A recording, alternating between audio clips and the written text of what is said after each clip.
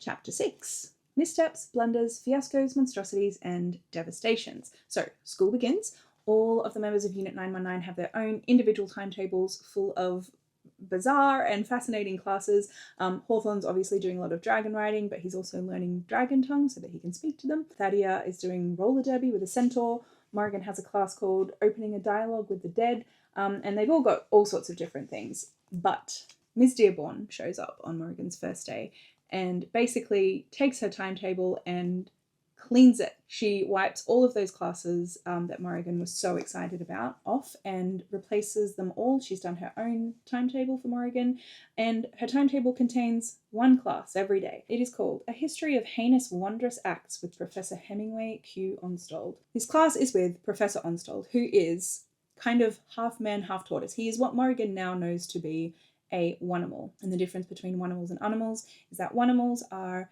sentient, self-aware, intelligent creatures capable of complexities such as language, invention, and artistic expression, just like humans, and animals were not. Sentient, not entirely the right word to have used there, to be honest, because animals are sentient, but you get the picture. Wunnimals can live in human society and function as humans do, and animals are just animals like we have in our old world. It was hard to ignore the enormous domed carapace on Onstold's back, or his leathery greenish-grey skin, or the fact that at the end of his trousers there were round, scaly, soft-padded tortoise feet, where one might expect a smart pair of brogues to be. The rest of him, though, was quite ordinary, so he is a Wunnimal minor, which means that he has kind of more human characteristics than animal. I knew a tortoise once. It's the kind of story that sounds like it should be followed with, "Sure you did, Grandma." I did, though. Her name was Harriet. She lived to be 176 years old. And I just want to say for the record, she was nothing like Professor Onstold. She was a great tortoise. She was a great old lady. And this guy is a jerk. He's kind of worse than a jerk. He's kind of quite awful. Basically, this class is designed to tell Morrigan what a terrible thing it is to be a Wundersmith. He has this book. He's written a book. It is called Missteps, Blunders, Fiascos, Monstrosities, and Devastations, an abridged history of the wondrous act spectrum. Abridged, according to Onstold, meaning edited, abbreviated, shortened. He has written down the history of Wundersmiths, and it is pretty much all bad. He describes them as selfish, destructive, and power-mad people whose pleasure-seeking lifestyles were propped up by the royal family and the government and funded by taxing the poor. So Morrigan already knows that there were other Wundersmiths because Jupiter told her. He said, Wundersmith isn't a bad word. Ezra Scald's the one who made it a bad word, but there were other Wundersmiths. They weren't all like him.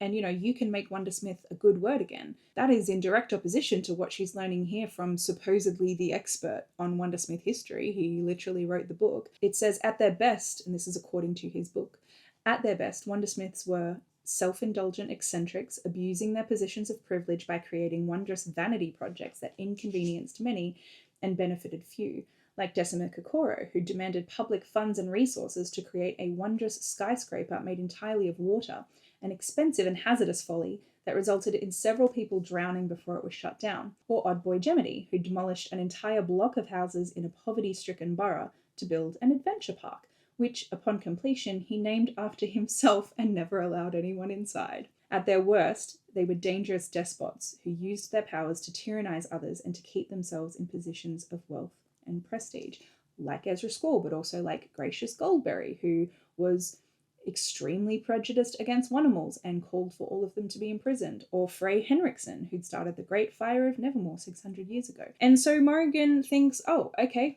Jupiter had it wrong, because apparently they were all terrible. They were all varying degrees of terrible. Oh, and I should say as a side note, the most annoying thing, apart from the fact that he's a terrible guy, the most annoying thing about Onstold is that he talks like you would expect a tortoise to talk.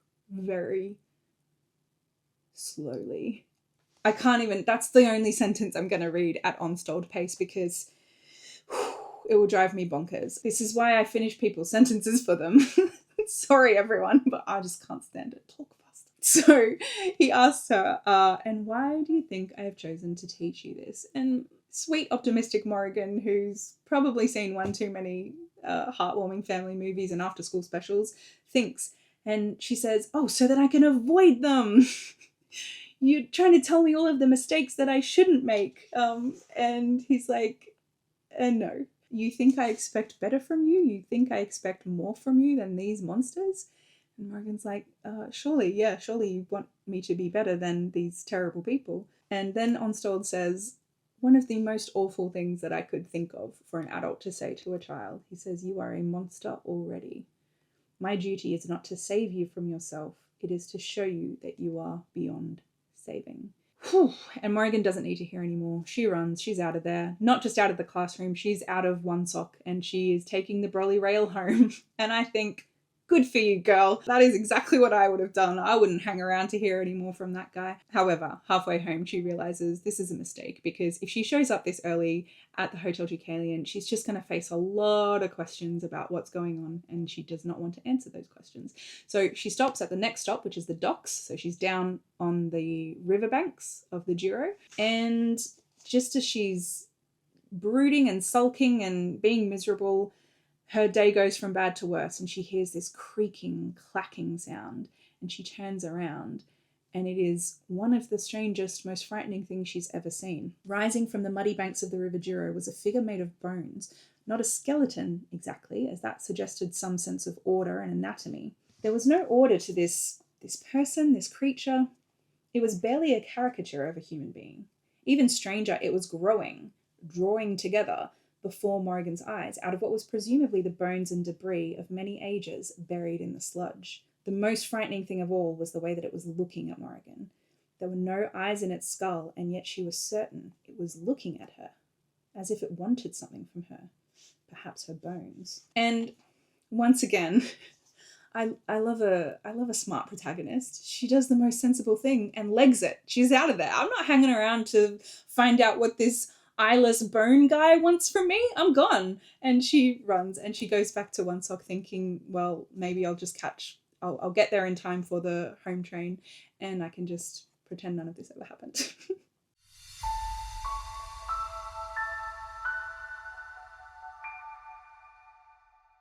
Chapter 7, A Pinky Promise. So, we come to Friday. It's the end of a terrible week. Morrigan not only has had to endure these awful classes with this terrible teacher, but she's also spent the whole week watching everyone else in her unit have the time of their lives. They are learning zombie dialects and surveillance techniques and river surfing and hot air ballooning and the care of venomous snakes and all of these different classes and workshops and lessons that she would love to be experiencing herself. And the worst thing is how jealous she feels of Hawthorne, because Hawthorne, bless him, sweet guy, he is just as outraged as she is. He's totally on her side and thinks it's terrible what Ms. Dearborn has done. And he decides that he's going to invite her to watch one of his dragon riding training sessions to cheer her up. But it doesn't cheer her up because she is there watching her best friend do the thing he's born to do. And he is filled with joy and it is just radiating out of him, and she just can't control her envy and she's mad at herself for feeling jealous of her friend. Morrigan knew she ought to be happy for Hawthorne, and she was, really, but her envy was a beast, a hungry wolf she couldn't control, and it had been howling deep in her heart all week long. So this terrible week ends with Onstold assigning her a 3,000-word essay to write in her class on Friday. The essay has to be titled The Immediate Impact and Aftermath of Gemity Park, a Fiasco by the Wundersmith Odd Boy Gemity. It takes Morrigan so long that she misses home train and she has to make her own way back, and she gets rained on and she comes home and she's wet and miserable and just, it's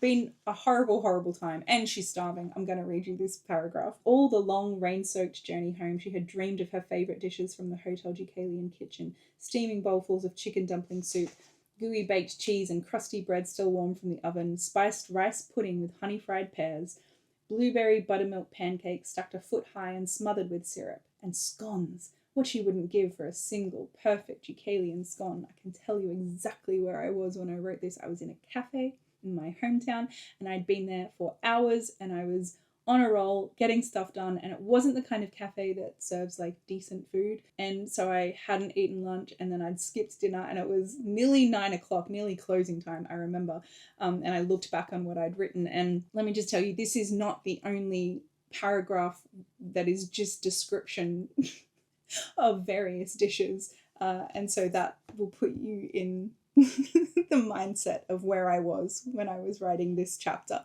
This chapter, I was probably starving and kind of had no idea because I was too busy working. Don't write when you're hungry, or maybe do write when you're hungry, because I actually quite like the description of all of these weird little dishes. So she gets back, and Jupiter's been gone all week. He's been gone since that message from Kedgery took him away.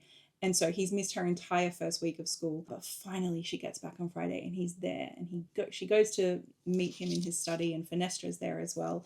And she just lays it all out and tells him about her terrible week, about Onstold's awful classes and how Dearborn wiped her whole timetable clean. And Jupiter gets a little bee in his bonnet about that. And he says, I will be following that up, because clearly we get the idea anyway that it is really not in Ms. Dearborn's remit to just decide that Morrigan cannot have any classes but one. Oh, first of all, I should say there is a little conversation with Fenestra where Jupiter asks her, have you found the cub? Have you found the Magnificub? So we also know, which I didn't mention from an earlier chapter, that the Magnificub, Dr. Bramble's Magnificub that Morrigan saw in that lecture on her first day, has gone missing. There's been another disappearance. This is the third disappearance that Morrigan has heard of. Jupiter asks Fenestra, have you heard anything? Fenestra sighed, not yet. We've put the word out, looked in all the usual places, shaken up the usual suspects. Hopefully he's just a very clever cub who's found himself a good hiding place. And Jupiter says, the streets of Nevermoor are no place for a cub. You think I don't know that? Fen snapped. My lot have got a handle on it, all right? We'll find him. End of. Your lot? Asked Morrigan. Who's your lot? Just another entry in the long and mysterious history of Fenestra, the Magnificat, that we do not know about. Whoever her lot is, they're out looking for this missing Magnificub. Morrigan asks Jupiter if he was looking for Paximus Luck, because he's been off on this mysterious mission that he can't talk about. And he admits, no, I've been looking for Cassiel, and he had only heard about Paximus Luck that day. So anyway, he changes the subject and says, tell me all about these terrible Wundersmiths that you've been learning about, because she basically says to him, you've got it all wrong. The Wundersmiths were terrible. So first of all, she tells him about the Committee for the Classification of Wondrous Acts. They were the people who decided if a Wundersmith had done something bad, like a misstep or a blunder, or something terrible, like a fiasco or a monstrosity, or the worst thing they could do, which was a devastation. And Cascade Towers was a fiasco bordering on a monstrosity. Cascade Towers is a skyscraper made out of waterfalls that was created by the Wundersmith Decima Kokoro. And it was a fiasco bordering on a monstrosity because anybody who tried to walk through the front doors got washed away or completely soaked, and they couldn't keep anything inside the building, of course, because it was too damp. So basically she thinks Kokoro was just a bit of an idiot. And she tells him about Odd Boy Gemity, who she wrote the essay about, and the Gemity Park catastrophe. On the opening day, there was this crowd of people and reporters all waiting to get inside, and they could see the roller coasters and water slides through the gates, and everybody was getting excited, but Gemity never showed up, and the gates never opened, and nobody ever got to go inside, which of course she thinks is outrageous. And Jupiter clearly doesn't want to insult a teacher. He doesn't want to speak badly of a professor at Wonsock, but he tries to tell her, listen, I think this Onstold guy is giving you a slightly lopsided version of Wundersmith history. I don't think that all the Wundersmiths were bad. Morrigan's like, well, he wrote the book about them. Did you write a book about Wundersmiths? Have you ever met any? And he has to admit that no, he hasn't met any. But he says, the city of Nevermoor was created by Wundersmiths through the ages. I refuse to believe they were all wicked or useless. Nevermoor's still standing, after all. It's still the greatest city in the unnamed realm. In all the generations of Wundersmiths who built it from the ground up, there must have been some good. And from the way that he is speaking, Morrigan realizes that he doesn't know. When he told her that Wundersmiths were good, he didn't know for sure. He was guessing. Mog, listen to me. I know that Wundersmiths can be good. He leaned forward and fixed her with a serious, searching look. I know it because I know you. You are a Wundersmith and you are good. I don't need any more proof than that. The next day, Jupiter is gone again. He has been called away on yet another errand, mission, whatever. And Fenestra passes on a message from him. He says he's going to find proof. He says he doesn't need it, but he knows you do. So he's going to find it no matter how long it takes. Fen paused for a moment as if reluctant to deliver the next part. Finally, with a deep sigh and a hearty roll of her eyes, she added, he pinky promises. Blah, revolting. And Morrigan feels ever so slightly cheered by this promise.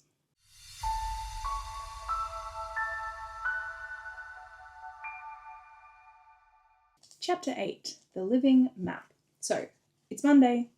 Jupiter has done his thing in the background, we learned from Miss Cheery, and he has somehow wrangled Morrigan at least one more class on her timetable. And it's a class that the whole unit is going to take together, which Morrigan's stoked about and Hawthorne's excited about, and everyone else is either ambivalent or unhappy about, because none of them particularly seem to want to be in the same room as Morrigan, the Wundersmith. But Morrigan's not going to let that dampen her excitement for the class, which is called Decoding Nevermoor: How to Successfully Navigate the Free State's Most Dangerous and Ridiculous City. It's held in the map room, which is exactly what it sounds like. It's a huge room, and every surface is a different kind of map. So there's a domed ceiling which shows a twinkling map of the night sky, and all of the constellations are labelled.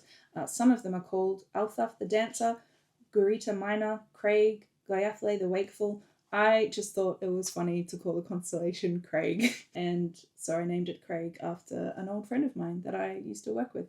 Hi, Craig. He's not watching. So the center of the room is where the main event is, though. It is the coolest map Morrigan has ever seen. It was Nevermoor, the entire city of Nevermoor laid before her in precise miniature. There were tiny, winding streets lined with perfectly built shops and houses, pockets of greenery dotting the landscape here and there, and the mighty River Douro snaking through the centre of the city. Morrigan leaned over the glass rail. The tiny people on the streets were moving. Hyper-realistic and barely an inch tall, they were riding their bicycles in the parks, carrying their shopping bags down Grand Boulevard, hailing the brolly rail. Flocks of tiny seagulls gathered at the docks, and little boats sailed down the Douro. A large black cloud hovered over the southern end of the city, drizzling rain onto the streets below, and Morrigan saw the tiny map people pulling out their umbrellas and hurrying to find cover. It was a perfect representation of Nevermoor in microscopic, moving detail, not just a model town or a dollhouse village, a living, breathing, three-dimensional city. I'm sort of obsessed with miniaturists, not enough to try to develop the attention span to become one. I love it. I love the idea of making like a miniature house or something, and there are a few creators on social media that do miniatures, and I'm just obsessed. So I love the idea of it, but I don't have the required attention span, sadly. She meets Mildmay, Henry Mildmay. Mildmay is the name of the street that my best friend used to live in Chelmsford in Essex. And Mildmay kind of has Labrador energy. He's really posh, he's got a floppy fringe. That's kind of important. I feel like you need to picture him with a floppy fringe. And he is sort of hearty, and he's friendly, and he's excited, and he's very young as well. This is his first class that he has ever taught, and he is just super excited to get into it. And he's very passionate about Nevermoor and about cartography, which we will later learn is his knack. And this is how he describes Nevermoor. First of all, he asks them what they see, and they try and tell him what they see: a puzzle, a mess, a blah, blah, blah, when they look at Nevermoor. And he says, this is what I see. I see a monster, a beautiful, terrible monster that feeds us all with stories and history and life and demands to be fed in return. A monster that, over the ages, has grown fat on the unwitting, the gullible, the vulnerable, has chewed them up and swallowed them down, never to be seen again. He tore his eyes away from the map and turned to face them, holding up one finger. But it's a monster that can be tamed if you are willing to learn its behaviours, its weaknesses and perils. I have dedicated my life to taming this monstrous city, and I love her with every fibre of my being. If you wish to survive and thrive in Nevermoor, you must do the same. Morrigan quietly harbours some doubt that it's possible to tame a city like Nevermoor. But anyway, he assigns them this cool task. Or I think it's a cool task anyway. I think it's a cool task if you're a nerd. Basically, he gives them two locations in Nevermoor, point A, point B, and he has them pair up and plot out a route from point A to point B. But the catch is they can only go over ground, so no taking the Wonderground, that's cheating. They are given two lists of locations and landmarks. The first list are all of the landmarks that they have to pass on their route, and the second list is all of the landmarks that they have to avoid. And it turns out to be this incredibly frustrating, maddening task, and most of them give up, but not Morrigan. She absolutely loves it. It just really tickles her brain. And so Mildmay asks her to stay back after class, and he tells her, I'm so impressed. Like, you really seem to get this. Like, you seem to really get Nevermoor. You have an unusually good knowledge of Nevermoor. It's a strange place, but your grasp of it seems very intuitive. You obviously grew up here, yes? And Morrigan feels awkward because she can't really tell this guy that, no, actually, I was smuggled in illegally from the Wintersea Republic. I did not grow up here at all. So she says, oh, not exactly. I grew up outside of Nevermoor. And he says the magic words. He says, and yet you and Nevermoor seem to go hand in glove. It's almost like this place was made just for you. And she is so thrilled because that's exactly how she feels about Nevermoor. Like it belongs to her. And he says, listen, if you want to come and hang out in the map room, like, you can come and look at this place whenever you want to. I used to do that when I was a kid. I was pretty lonely when I was your age because I was kind of the odd one out in my unit as well, because he's obviously noticed the reaction of the other kids to Morrigan. My unit was full of people with fascinating knacks, and I had a pretty boring one. My knack is cartography. And he says they didn't really think I belonged with them. And Morrigan admits that she doesn't think that her unit particularly wants her around either. And he says, why, do you have a boring knack too? And then he seems to remember. They've obviously been told, all these teachers, like, you are not supposed to ask Morrigan what her knack was. And so he's kind of realized he's been accidentally interrogating her. And he says, oh, I apologize. I wasn't prying. I know we're not supposed to ask you. I'm only joking. And there's a moment, because she likes this teacher, there's a moment when she almost throws caution to the wind and just tells him what her knack is. But then she remembers none of us in the unit are allowed to tell the truth about what my knack is, not even me. And if I do, I could get kicked out, we could all get kicked out. And she stops herself just in time. There's an announcement over the loudspeaker about people still attending Paximus Locke's classes, even though he has disappeared. And Morrigan remembers all of these disappearances. And she says, all these disappearances, Paximus and Dr. Bramble's Magnificub, and Mildmay sort of laughs and he says, well, yeah, but that's Paximus Luck for you. Like, that's his knack, disappearing, reappearing. Like, don't worry about it. He's going to be back in a week's time and he'll just be expecting applause.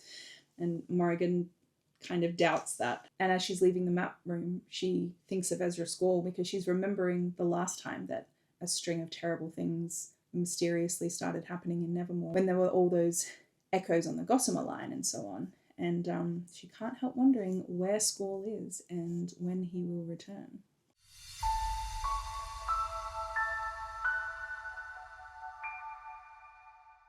Chapter 9, The Charlton Five. Life is slowly but surely improving for Morrigan at Wonsog. The relations within Unit 919 are defrosting a little bit.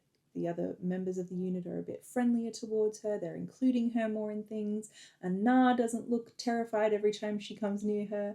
And even Thadia offers to kick a boy in the shins when he calls Morrigan the knackless one. So things are looking okay. And Morrigan maybe doesn't feel like she has 8 brothers and sisters, but at least she has 8 friends, possibly. Of course, it all suddenly goes terribly wrong when one morning on their platform there is a note.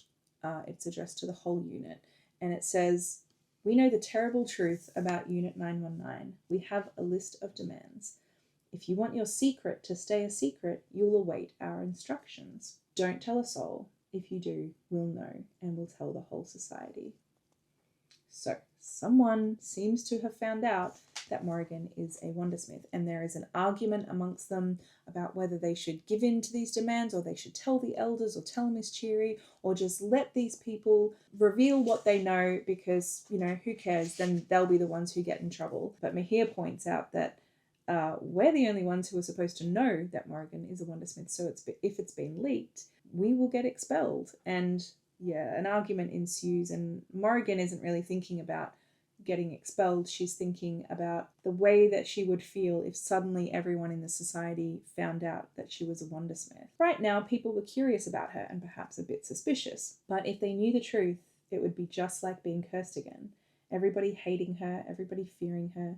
It would be as if she'd never left Jackalfax at all. And Thadia is very firmly on the side of just let this play out. Who cares? It's not our fault. Basically, she's ready to kind of throw Morrigan under the bus and let her be found out as a Wundersmith, because surely they won't be the ones to get expelled. And she snatches the blackmail note from Hawthorne. But as she does, it goes up in smoke. It burns her, basically. And when this happens, Morrigan is sort of shocked and she can almost taste the ash from this letter at the back of her throat. And it's Cadence in the end who kind of takes charge of the situation and says, listen, we don't even know what these people want.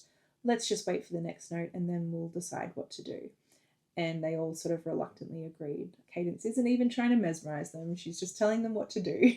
And she's just a persuasive kind of person. And Morrigan says, thanks for that. And Cadence says, don't thank me yet. I'm just waiting to see what the next note says. So Morrigan is making her way from the train station up to Proudfoot House. And as she's walking, she's wondering who it could be that wrote this note, or who could have leaked the information about her being a Wundersmith. And the two names that she lands on are Baz Charlton and Francis's Aunt Hester, both of whom obviously had a very bad reaction to finding out that she was a Wundersmith. And as she's wondering about this, she is accosted by a group of older teenagers who are demanding to know what her knack is, because of course everyone's been told that it's a secret, it's classified, they are not allowed to ask this girl what her knack is, and all that does is make them all more curious.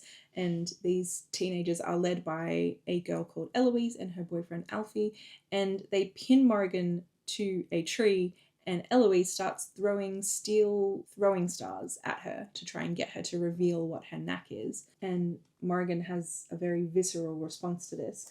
Eyes shut tight, Morrigan felt a rush of blood to her head, and a rush of something more urgent than blood, something angry. It felt like the tide going out all at once, like she was being emptied, and then suddenly, in a searing flash of heat somewhere in the back of her skull, filled back up again all the way to the top.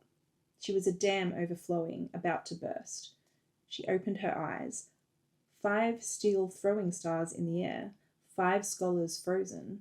Morrigan could feel her own fear and fury pooling in the air around her, beating like condensation on a glass, heavy with the weight of the terrible thing that was about to happen. Each scholar reached out with one stiff arm as if unable to stop themselves, their movements jerky and unnatural, like puppets on a string.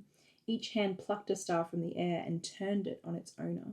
Each gleaming silvery spike drew closer, irresistibly closer, to a face contorted in horror and confusion. Morrigan herself is horrified. She's not deliberately making this happen. It's just happening. And all of a sudden, the 5 of them are drawn up into the air and then thrown onto the ground. And Miss Cherry comes running, and a couple of other conductors come running, and everyone's demanding to know what happened. Morrigan can't really say what happened. She doesn't know. She swears to Miss Cherry that she wasn't doing it deliberately, and Miss Cherry believes her, and she says, I know a good sort when I see one. And she says, I also know a bad sort, and the Charlton 5 are bad sorts. This is Morrigan's introduction to the Charlton 5. These 5 teenagers, their little gang has a nickname, and it turns out that they all have the same patron, obviously the awful Baz Charlton. And of course Miss Cherry remembers that Baz Charlton doesn't just have 5 junior scholars now, he has 6. And she says, I hope they don't get into Cadence's ear. They're a nasty little gang. Sometimes it seems like they're more loyal to each other than their own units. I must remember to warn Cadence to keep away, and you steer clear of them too. And Morrigan's like, yeah, you don't need to tell me twice. She's not going to try and go anywhere near these people again. Of course, she couldn't speak for Cadence. Nobody could speak for Cadence. Cadence was entirely her own person, strange, impenetrable, unpredictable. And if the mesmerists wanted to turn the Charlton 5 into the Charlton 6, Morrigan didn't like Miss Cherry's chances of talking her out of it.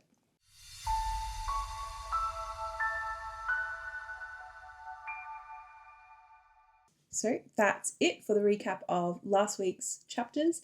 And this week we will be reading chapters 10 to 19 of Wundersmith, so a full 10 chapters. I think I am resigned to the fact that this is going to be 2 videos, and probably moving forward, I think every week is probably going to be split into 2 videos, because the books aren't getting any smaller and I'm not getting any better at zipping it. So this is what's happening, I guess. Thank you so much to everyone who entered the giveaway for the Silverborn proof. I'm actually filming this video on the same night that I posted the last week's videos on YouTube, so I don't know who the winner is, but there are already so many comments.